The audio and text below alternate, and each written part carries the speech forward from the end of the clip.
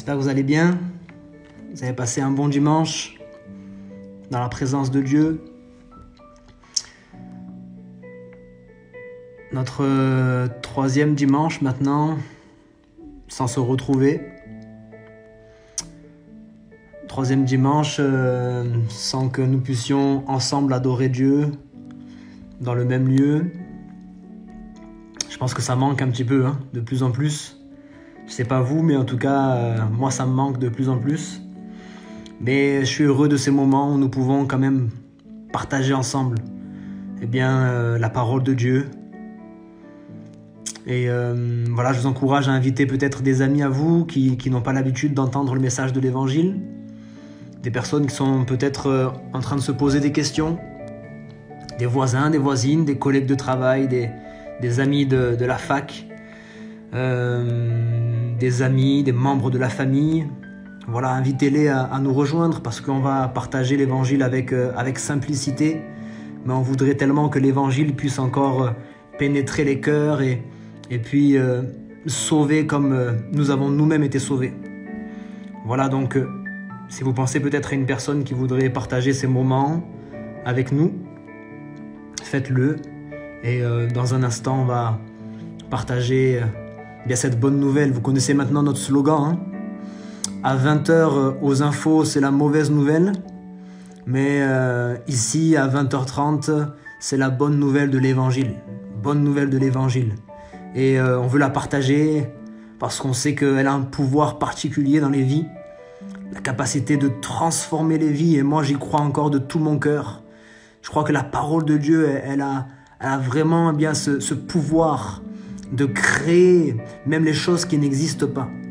La parole de Dieu a le pouvoir de transformer les choses, de réparer ce qui a été brisé.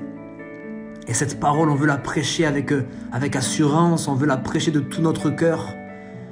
La parole de Dieu, elle se suffit elle-même puisque Dieu a créé le monde et tout ce qui s'y trouve simplement par la parole. Il dit que la lumière soit et la lumière fut. La parole a été suffisante pour que le Saint-Esprit qui se mouvait au-dessus des eaux puisse se mettre en action sur la parole de Dieu et commence à créer des choses qui n'existent pas. Ce soir, je vais essayer de prêcher doucement parce que hier, ma femme elle m'a dit « T'as réveillé tout le quartier ». C'est vrai que effectivement, même si je suis pas devant vous, je suis là de tout mon cœur avec vous et bon, des fois, j'oublie un peu les décibels. J'espère que vous n'avez pas cassé les oreilles, mais vous avez la possibilité de régler le son, donc tout va bien. En tout cas, que Dieu vous bénisse. Et ce soir, j'aimerais, comme ça a été annoncé, comme ça a été écrit aussi en description, répondre à cette question que peut-être quelques-uns se posent. Comment croire et comment s'approcher d'un Dieu qui est invisible? Une question, je veux croire que plusieurs se posent et de plus en plus vont se poser. Parce qu'on avait, et je le répète, mis toute notre assurance dans certaines choses de ce monde. On avait construit un magnifique paquebot, un magnifique bateau sur lequel on voulait faire croisière bien tranquillement tout au long de notre vie. Sauf que ce bateau, ce Titanic a coulé. Tout ce en quoi vous aviez mis votre espérance, votre assurance, a coulé. Et aujourd'hui, vous vous retrouvez naufragé et on aimerait vraiment, avec beaucoup d'humilité et de tout notre cœur, vous jeter notre bouée de sauvetage. Cette bouée de sauvetage, elle s'appelle Jésus-Christ. On voudrait simplement vous la lancer et vous laisser le choix de la saisir ou de la laisser. Mais dans ces temps de difficultés, dans ces temps d'épreuve, nous ne pouvons pas rester les bras croisés. Nous ne sommes pas meilleurs que vous et bien au contraire. Si aujourd'hui nous pouvons vous parler, c'est parce qu'un jour nous avons reconnu que nous étions des hommes et des femmes pécheurs, pécheresses et que nous avions besoin de la grâce de Dieu. Et on n'a rien de plus. La seule chose que nous avons, et c'est ce qui fait notre paix, notre joie et notre assurance, la seule chose que nous avons, c'est Jésus-Christ, la personne de Jésus-Christ. Et c'est de ce Jésus dont on veut vous parler, soir après soir, avec beaucoup de simplicité. Et ce soir, on aimerait essayer de répondre à quelques questions, dont celle-ci: comment croire, comment s'approcher d'un Dieu qui est invisible? d'un Dieu qui est invisible. Quelqu'un dira, mais je voudrais croire.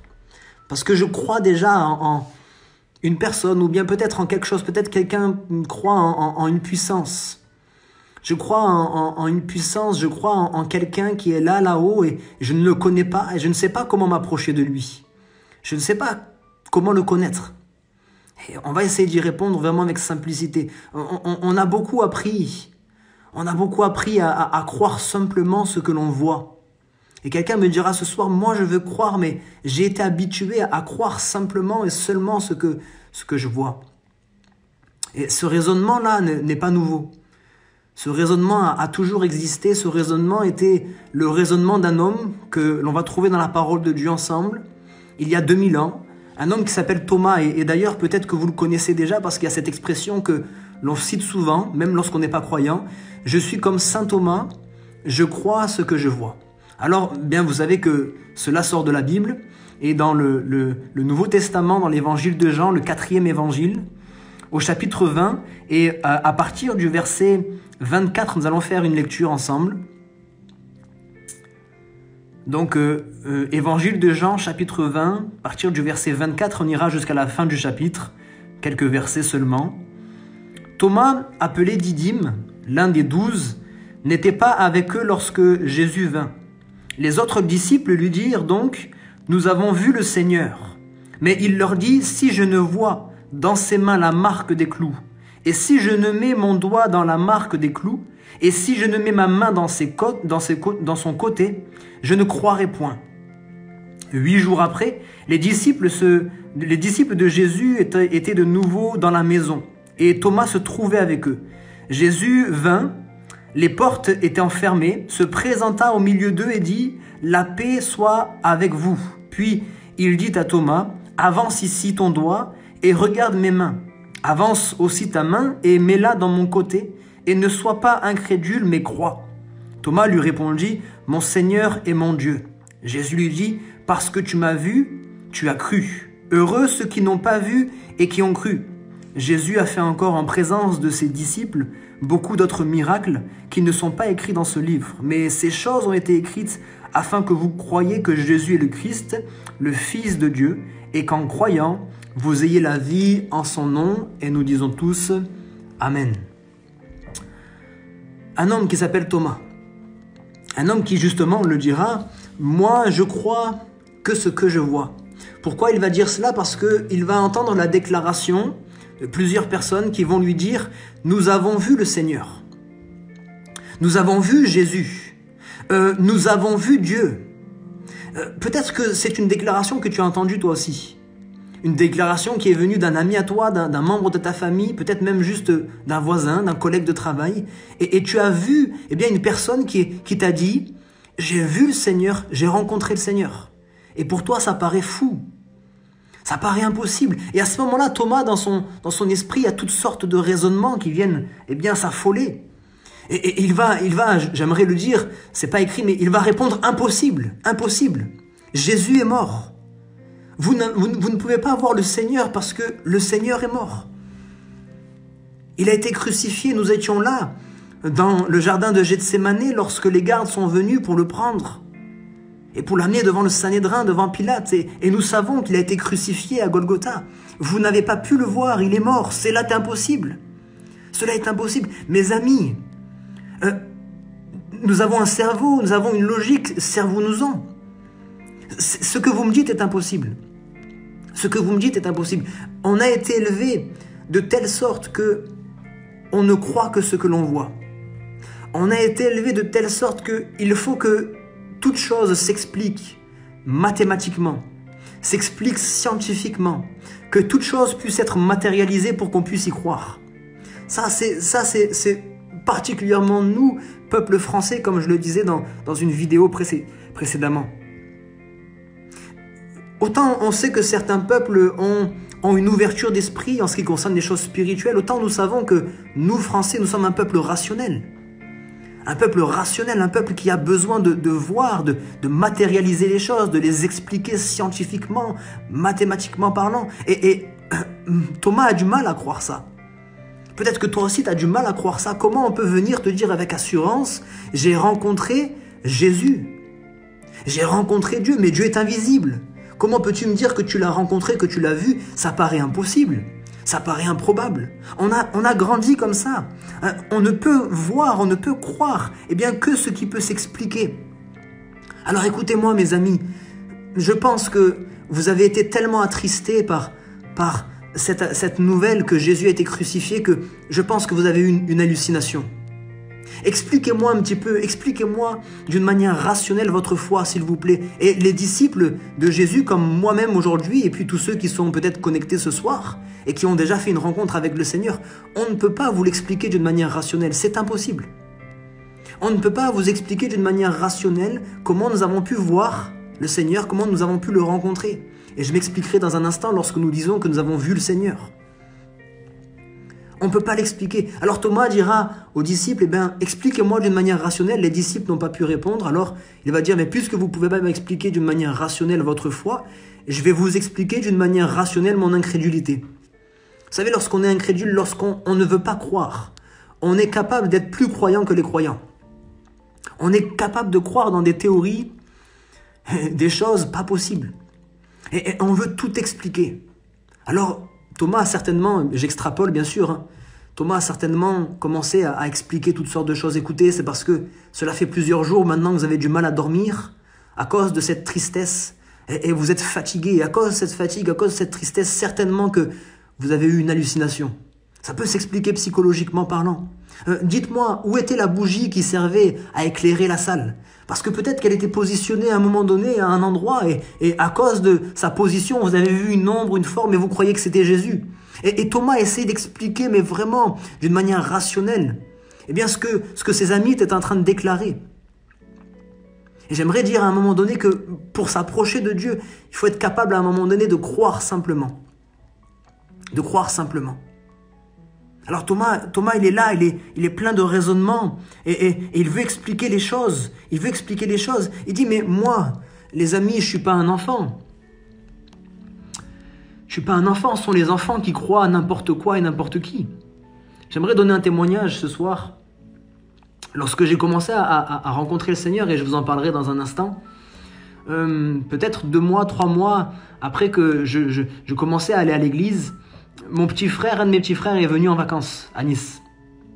Mon petit frère a toujours été passionné de football et on venait de lui dire qu'il avait la maladie que beaucoup de footballeurs peuvent développer, c'est au niveau des genoux, au niveau des cartilages des genoux. Et à cause de ça, il devait arrêter le foot. Il était passionné de foot, donc peut-être à l'âge de 12 ans à l'époque, il était vraiment triste, il était vraiment désespéré, découragé. On était en train de lui dire qu'il devait arrêter sa passion. Alors il vient, il a 12 ans, il vient sur Nice, là où j'habite, et je vais à l'église, à une réunion de jeunesse. Alors je me dis, peut-être qu'il est petit encore et qu'il va pas tout comprendre, mais bon, il vient avec moi et je lui explique, je lui explique un petit peu ce que j'ai fait comme expérience. Je lui dis que j'ai rencontré Jésus et qu'il ne me demande pas de lui présenter parce que je ne pourrais pas lui montrer d'une manière visible, mais j'ai rencontré Jésus, il est Dieu, il est capable de répondre à nos prières. Et je crois qu'il est capable de guérir aussi ton genou. Je lui dis cela. C'était juste avant la réunion et je lui dis, tu sais, à la fin des réunions, on a l'habitude de faire un appel. De demander à ceux qui le désirent, ceux qui sont malades, ceux peut-être qui sont dépressifs, découragés ou qui ont quelconque besoin de s'approcher pour que le pasteur puisse prier pour eux, leur imposer les mains selon ce que la Bible dit, vous imposerez les mains aux malades et les malades seront guéris. Alors je lui dis, écoute, à la fin de la réunion, si le pasteur fait un appel, tu t'approches en croyant simplement que Jésus, même si tu ne le vois pas, il est capable de répondre ta prière. Alors la réunion se déroule et à la fin de la réunion, effectivement, le pasteur fait un appel et il demande à tous ceux qui le désirent de s'approcher sur le devant et mon petit frère s'approche comme un enfant. Thomas disait peut-être, mais moi je suis pas comme un enfant qui croit simplement.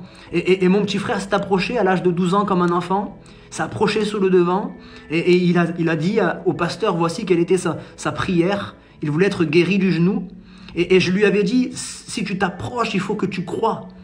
Même si tu vois pas, même si tu ressens pas, il faut que tu crois de tout ton cœur. Alors il s'est approché sur le devant, le pasteur a prié pour lui et puis il est revenu, il a fait appel quelques pas, il s'est tourné vers moi, il m'a dit je suis guéri.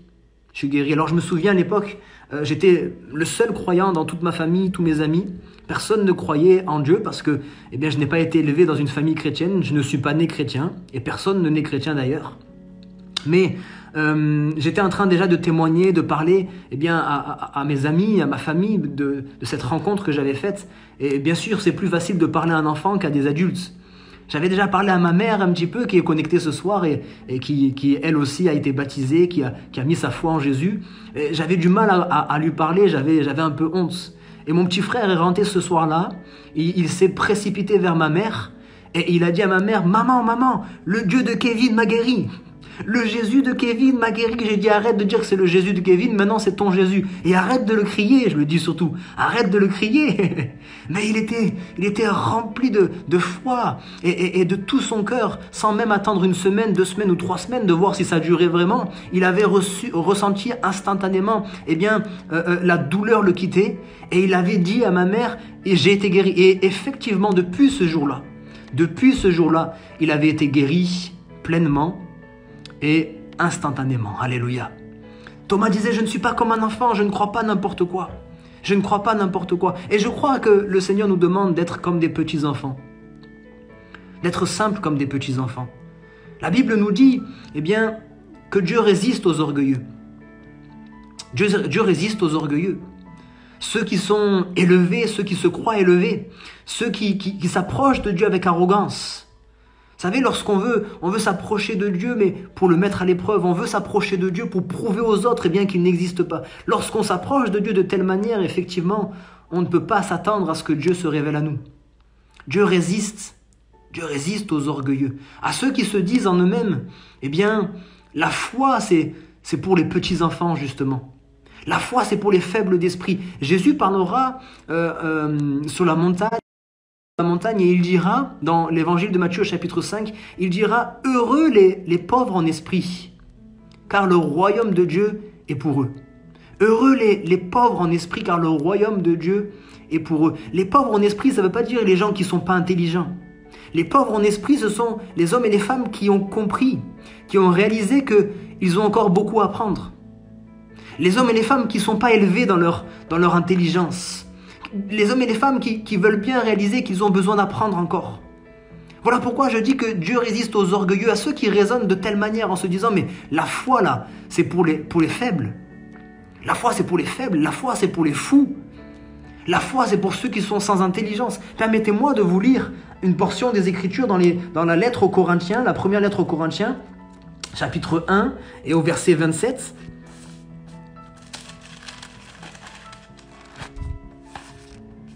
C'est un texte que j'apprécie. Première lettre aux Corinthiens, chapitre 1 et verset 27. Écoutez ceci. « Mais Dieu a choisi qui? Dieu a choisi les choses folles de ce monde. » Ceux qui disent « Mais croire en Dieu, c'est pour les fous. » Dieu a choisi les choses folles de ce monde. Les choses faibles. Les choses folles pour confondre les sages. Dieu a choisi les choses faibles, c'est pour les faibles. Dieu a choisi les choses faibles du monde pour confondre les fortes. Dieu a choisi les choses viles de ce monde et celles qu'on méprise, celles qui ne sont point, pour réduire au néant celles qui sont, afin que nulle chair ne se glorifie devant Dieu. Dieu a choisi les choses faibles, les choses viles, les choses folles de ce monde. Et peut-être que certains s'approchent de Dieu en pensant que, effectivement, croire en Dieu, c'est pour les faibles. Effectivement, tu dois accepter de réaliser que tu es faible.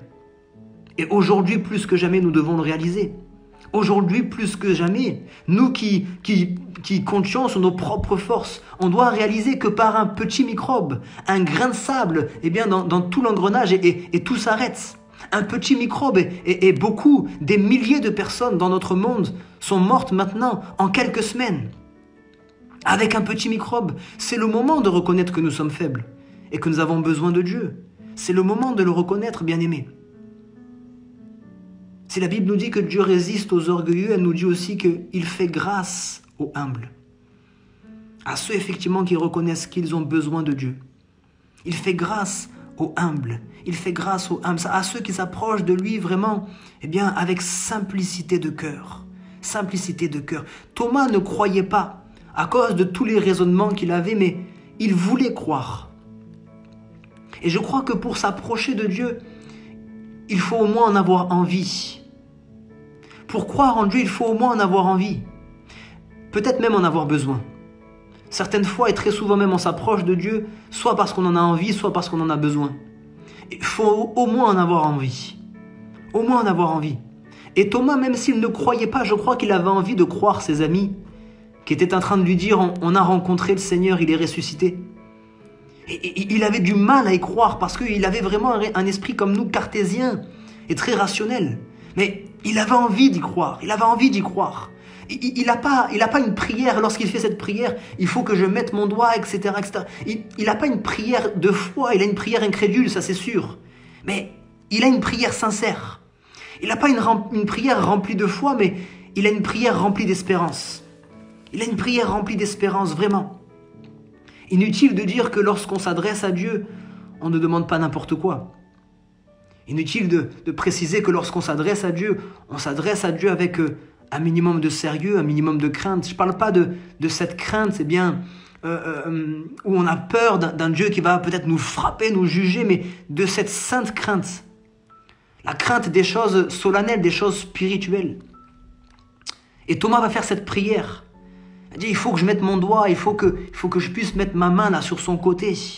J'ai besoin de voir. Et si je vois, je vais croire. Et 8 jours après, eh bien, nous avons lu que Thomas est dans la maison. Qu'est-ce que cela veut dire? Ça veut dire que Thomas, il est resté là. Thomas, après sa prière, il n'a pas abandonné. Il était dans une maison, ce n'était pas sa maison où il se retrouvait, c'était une maison où les croyants se retrouvaient. Et il n'avait pas abandonné la présence de Dieu. En tout cas, il n'avait pas abandonné ce lieu-là où il avait fait cette prière. Il aurait pu, après sa prière, passer à autre chose et retourner dans sa propre maison et retourner à ses propres occupations. Mais il était là, il était dans l'attente. Il était désireux, il était dans l'espérance que sa prière soit exaucée. Et il était attentif. Et je te prie de l'être toi aussi. Toi qui m'écoutes, sois attentif après avoir fait ta prière. Sois attentif. Sois attentif parce que Dieu certainement va exaucer. Effectivement, 8 jours après, Jésus va venir et lorsqu'il va entrer, il va s'adresser immédiatement à Thomas. Oh, alléluia. Lorsqu'il va entrer, il va s'adresser à Thomas et regardez ce qu'il va faire. Il va répondre à la prière de Thomas. La prière que Thomas avait faite 8 jours auparavant, lorsque Thomas peut-être à ce moment-là avait l'impression qu'il priait en l'air, sa prière était vaine. Thomas avait l'impression que Jésus n'était pas là parce qu'il ne pouvait pas le voir. Il avait l'impression que sa prière était dans le vent, mais Jésus était là. Jésus avait entendu sa prière. Et lorsque Jésus vient, alléluia, il s'adresse directement à Thomas et il vient répondre à sa prière. Thomas à ce moment-là doit être estomaqué. Il dit, mais comment tu sais que je veux mettre mon doigt dans ta main? Comment est-ce que tu sais que je veux mettre ma main dans ton côté percé? Bien tout simplement parce que même si Thomas ne le voyait pas, Jésus était là. Jésus entendait la prière et Jésus a eu la possibilité d'exaucer la prière de Thomas. Et j'aimerais te dire, toi qui m'écoutes ce soir, que même si tu ne le vois pas, quand tu adresses ta prière, le Seigneur, il est là, il est présent, il entend ta prière. Il ne répond peut-être pas comme toi tu l'attends. Il ne répond peut-être pas au moment où toi tu l'attends. Peut-être que Thomas aurait voulu qu'à l'instant où il fait sa prière, Jésus vienne. Mais c'est seulement 8 jours après que Jésus va venir. Il va s'approcher. Il va s'approcher de Thomas et il va exaucer cette prière peut-être qui est futile pour la plupart d'entre nous. Cette prière qui n'a pas l'air si importante. Mettre mon doigt dans une main percée, etc. Il y a un témoignage que j'ai mis du temps à raconter parce que pendant longtemps j'ai eu peur qu'on se moque de moi, que l'on me prenne pour un fou, mais aujourd'hui peu importe. Tant mieux si je suis fou parce que la Bible dit qu'il a choisi les choses folles de ce monde. Il y a un témoignage que je voudrais partager maintenant et je sais qu'il sera écouté par plusieurs et que certainement beaucoup me prendront pour un fou. Mais j'espère peut-être 1 ou 2 personnes pourront se servir de ce témoignage pour eux aussi s'approcher de Dieu avec simplicité de cœur. Alors que ça faisait quelques semaines que j'allais à l'église et que je commençais à rencontrer ce Dieu qui pour moi était inconnu, qui était invisible. Je suis allé à l'église et je commence à prier, mais j'avais pas le cœur à prier. Il y avait toutes sortes de difficultés dans ma vie à ce moment-là. Il y avait toutes sortes de problèmes.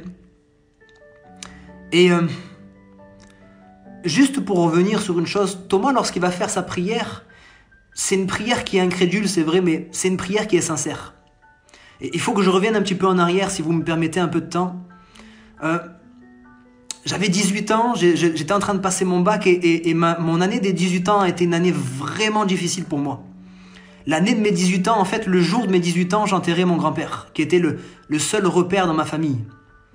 L'année de mes 18 ans, c'était une période où un membre de ma famille, que je ne veux pas nommer puisqu'on est sur les réseaux sociaux, eh bien, faisait des allers-retours en prison et ça créait en moi un manque de stabilité.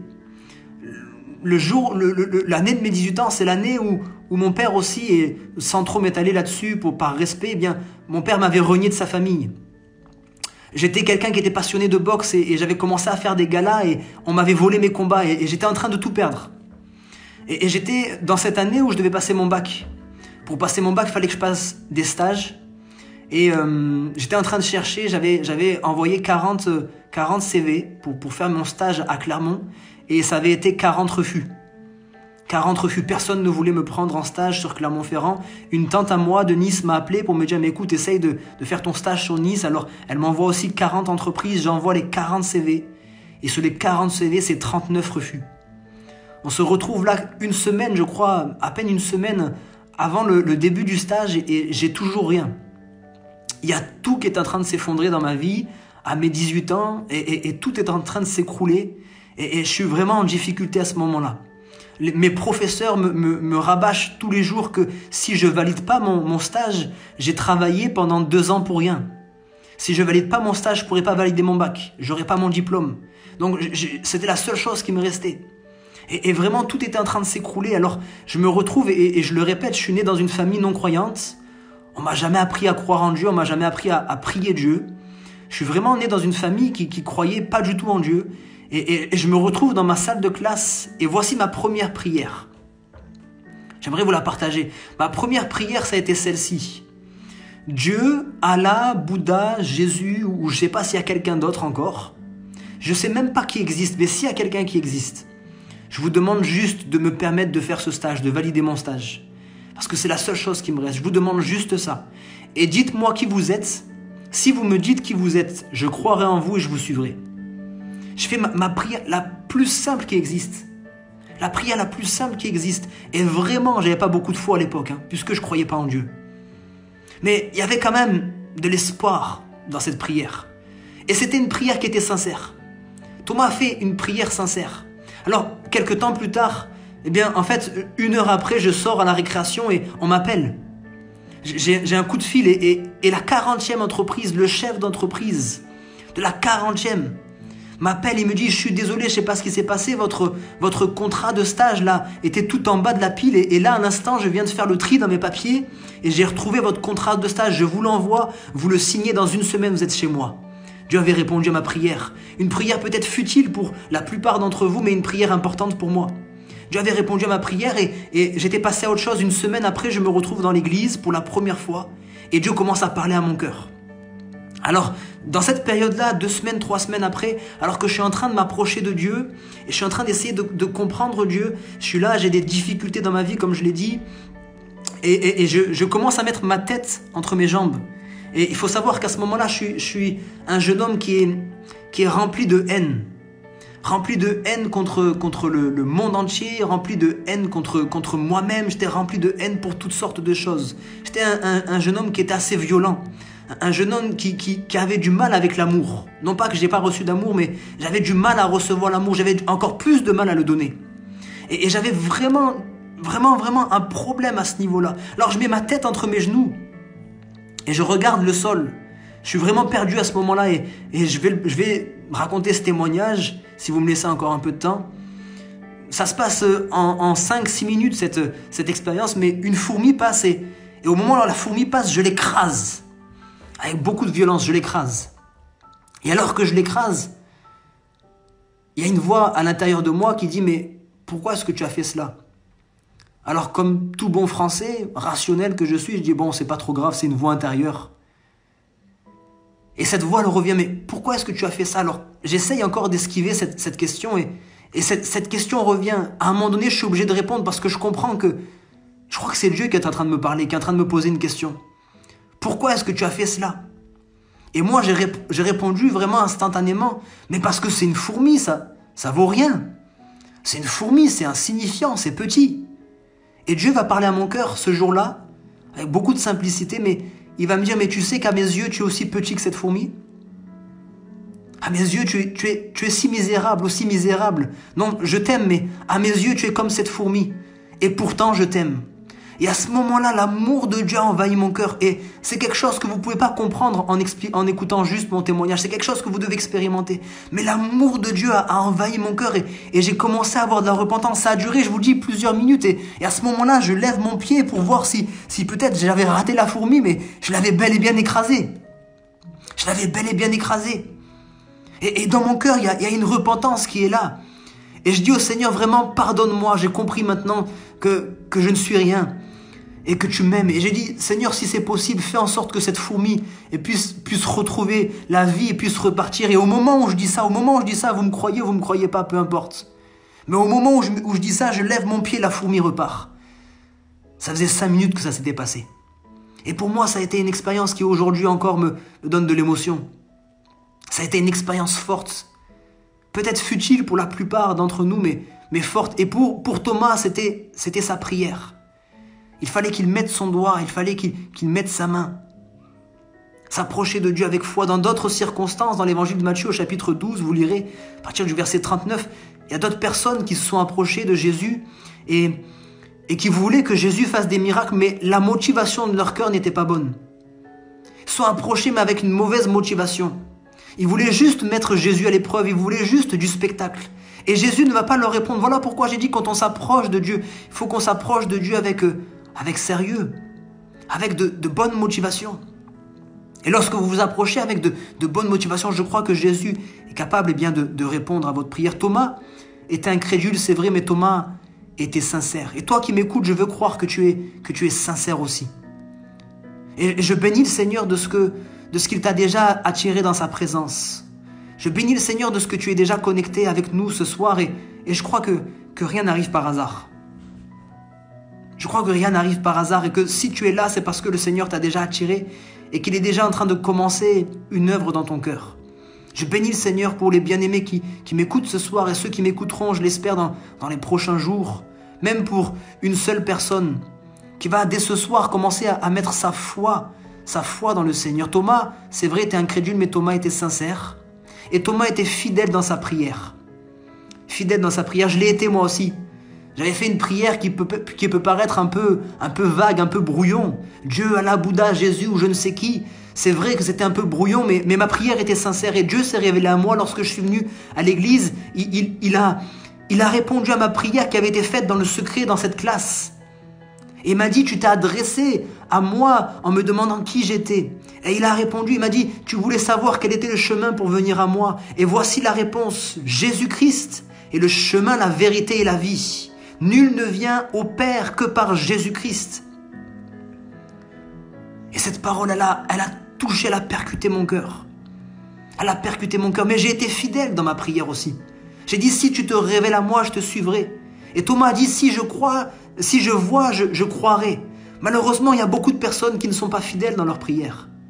Qui prient Dieu pour une guérison, qui prient Dieu pour une délivrance, qui prient Dieu pour avoir de la réussite, eh bien peut-être devant un examen, pour passer le permis, pour avoir un appartement, un travail ou je ne sais quoi encore, qui prient Dieu et qui disent Seigneur, peut-être si tu rétablis peut-être la paix dans mon foyer ou pour je ne sais quelle autre raison encore, mais si tu interviens, eh bien je te suivrai. Et une fois que le Seigneur est intervenu, eh bien vous n'avez pas suivi le Seigneur. Vous n'avez pas été fidèle dans votre prière. Mais Thomas, lui, il a été fidèle. Il a dit, si je vois, je croirai. Il a vu et il a cru. Et je veux déclarer sur ta vie, au nom de Jésus-Christ, que tu verras et que tu croiras. J'espère que tu placeras toute ta foi en la personne de Jésus-Christ une fois qu'il interviendra dans ta vie. À cette question, est-il possible de croire ce qui est invisible? Jésus va répondre au verset 29. Il va dire à Thomas, parce que tu m'as vu, tu as cru. Écoutez bien ceci. Heureux ceux qui n'ont pas vu et qui ont cru. Toi qui te poses cette question, est-ce que c'est possible de croire vraiment? Et puis de s'approcher, d'avoir vraiment une relation avec Dieu. Parce que je veux pas juste une religion, je veux une relation avec Dieu. Est-ce que c'est possible malgré qu'il soit invisible? Jésus te répond. Heureux ceux qui auront cru sans voir, parce que c'est ça la foi. Oui, c'est possible de croire sans voir, parce que la foi, ce n'est pas voir afin de croire. La foi, c'est croire afin de voir. Alléluia. Je répète, la foi, c'est pas de voir pour finalement croire. La foi, c'est croire pour finalement voir. J'avais dit à ma femme que je ne crierais pas, mais ça y est que je me remets à crier. Voici la foi, c'est croire. Et puis quand tu crois, d'ailleurs le Seigneur dira, si tu crois, tu verras la gloire de Dieu. Alléluia. Et si quelqu'un veut mettre sa foi en Dieu ce soir, sa petite foi, sa petite espérance en Jésus, eh bien place ta foi, ta petite foi, place-la en Dieu, et puis tu verras qu'il interviendra. Mais ceux qui veulent voir, tu peux aussi prier dans ce sens-là. Comment croire, comment s'approcher, je termine. Comment croire, comment s'approcher d'un Dieu qui est invisible, je l'ai dit premièrement par la prière. En plaçant tout ton espoir dans le Seigneur. En t'adressant à lui avec tes mots. J'aimerais dire même plus, surtout avec ton cœur. Parce que les mots n'ont pas beaucoup d'importance.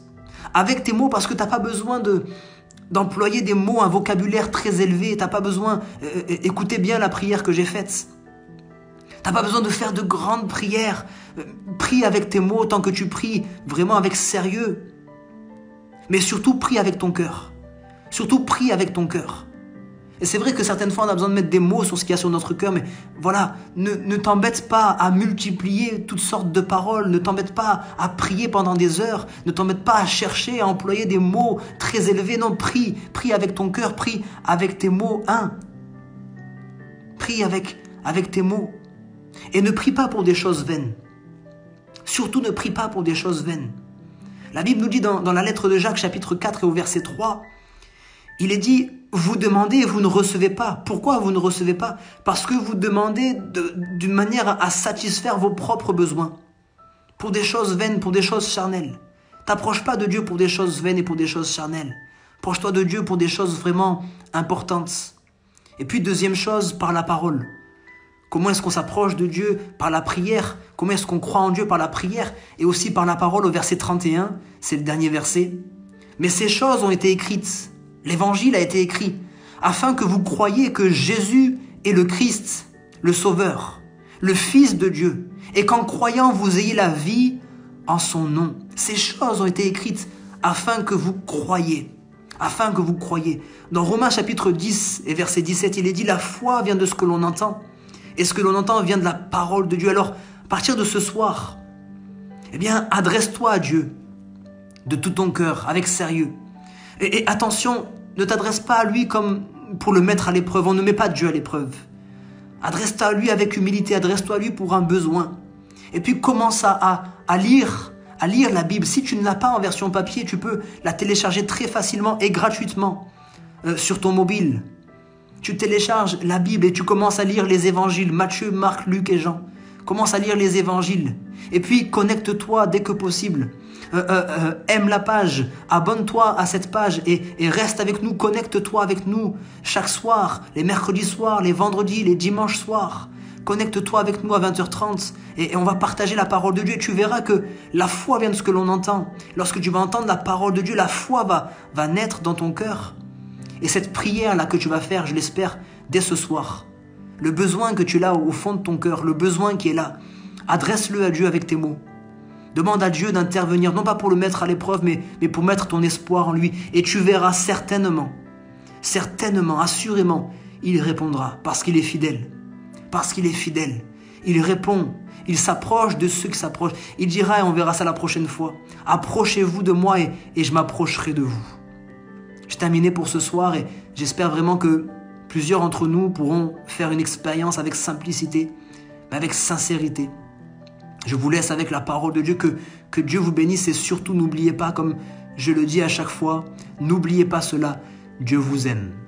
Dieu vous aime d'un amour éternel, Dieu vous aime de tout son cœur et Dieu veut vous sauver, Dieu veut vous bénir, Dieu veut vous guérir, Dieu voudrait que vous soyez dans sa présence, il voudrait parler à votre oreille et il voudrait vraiment que vous puissiez le rencontrer. Que Dieu vous bénisse, on se retrouve mercredi soir à 20h30 cette fois-ci pour une étude de la parole de Dieu. Peut-être une étude un peu plus approfondie. Mais en tout cas, jusque-là, que Dieu vous garde. Au nom de Jésus-Christ. Bonsoir à tous. En Dieu nous croyons, confiants.